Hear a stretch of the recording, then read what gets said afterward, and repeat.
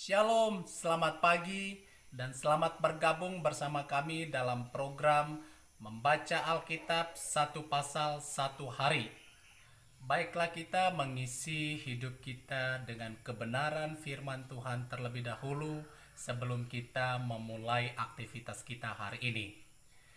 Dan semoga saudaraku mendengarkan suara Tuhan melalui kebenaran firman Tuhan pagi ini. Tuhan Yesus memberkati.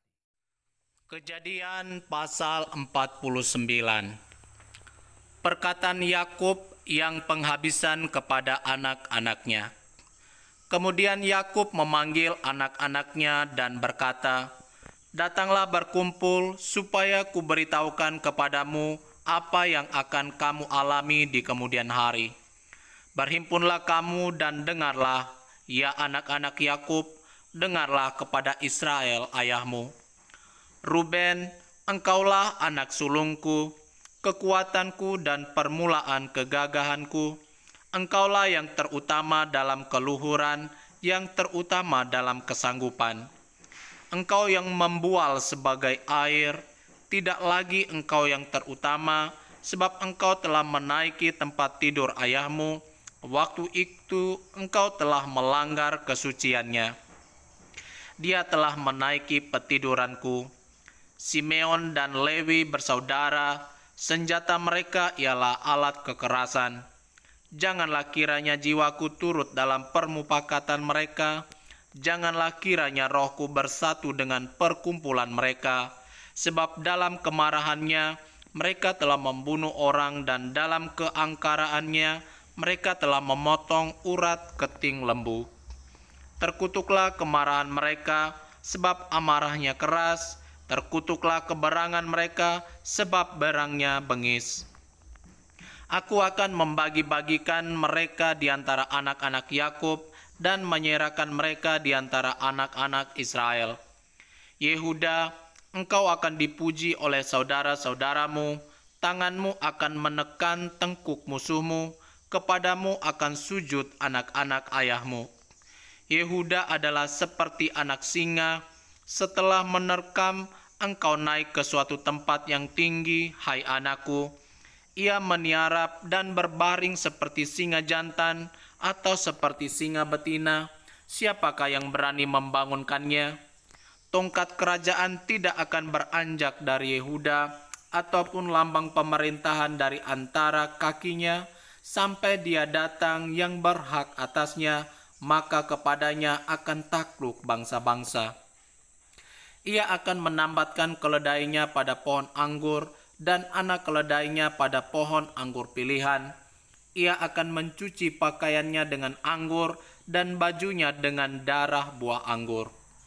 Matanya akan merah karena anggur dan giginya akan putih karena susu. Zebulon akan diam di tepi pantai laut. Ia akan menjadi pangkalan kapal dan batasnya akan bersisi dengan Sidon. Isakar adalah seperti keledai yang kuat tulangnya, yang meniarap di apit bebannya. Ketika dilihatnya bahwa perhentian itu baik dan negeri itu permai, maka disendengkannya lah bahunya untuk memikul, lalu menjadi budak rodi. Adapun Dan, ia akan mengadili bangsanya sebagai salah satu suku Israel. Semoga Dan menjadi seperti ular di jalan, seperti ular beludak di denai yang memagut tumit kuda, sehingga penunggangnya jatuh ke belakang. Aku menanti-nantikan keselamatan yang daripadamu, ya Tuhan. Gad, ia akan diserang oleh gerombolan, tetapi ia akan menyerang tumit mereka. Asyer, makanannya akan limpah mewah, dan ia akan memberikan santapan raja-raja. Naftali adalah seperti rusa betina yang terlepas, ia akan melahirkan anak-anak indah. Yusuf adalah seperti pohon buah-buahan yang muda, pohon buah-buahan yang muda pada mata air. Dahan-dahannya naik mengatasi tembok. Walaupun pemanah-pemanah telah mengusiknya, memanahnya dan menyerbunya, namun panahnya tetap kokoh dan lengan tangannya tinggal liat oleh pertolongan yang maha kuat pelindung Yakub, oleh sebab gembalanya gunung batu Israel, oleh Allah ayahmu yang akan menolong engkau, dan oleh Allah yang Maha Kuasa yang akan memberkati engkau dengan berkat dari langit di atas, dengan berkat samudra raya yang letaknya di bawah, dengan berkat buah dada dan kandungan. Berkat ayahmu melebihi berkat gunung-gunung yang sejak dahulu, yakni yang paling sedap di bukit-bukit yang berabad-abad. Semuanya itu akan turun ke atas kepala Yusuf, ke atas batu kepala orang yang teristimewa di antara saudara-saudaranya. Benyamin adalah seperti serigala yang menerkam.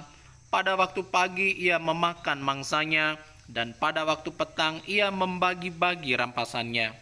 Itulah semuanya suku Israel, 12 jumlahnya, dan itulah yang dikatakan ayahnya kepada mereka ketika ia memberkati mereka. Tiap-tiap orang diberkatinya dengan berkat yang diuntukkan kepada mereka masing-masing. Yakub meninggal dan dikuburkan. Kemudian berpesanlah Yakub kepada mereka, "Apabila aku nanti dikumpulkan kepada kaum leluhurku, kuburkanlah aku di sisi nenek moyangku, dalam gua yang di ladang Efron orang Het itu, dalam gua yang di ladang Makpela di sebelah timur Mamre, di tanah Kanaan, ladang yang telah dibeli Abraham dari Efron orang Het itu untuk menjadi kuburan milik.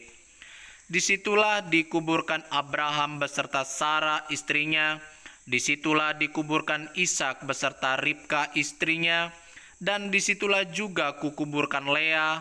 Ladang dengan gua yang ada di sana telah dibeli dari orang Het." Setelah Yakub selesai berpesan kepada anak-anaknya, ditariknyalah kakinya ke atas tempat berbaring dan meninggallah ia. Maka ia dikumpulkan kepada kaum leluhurnya. Demikianlah firman Tuhan.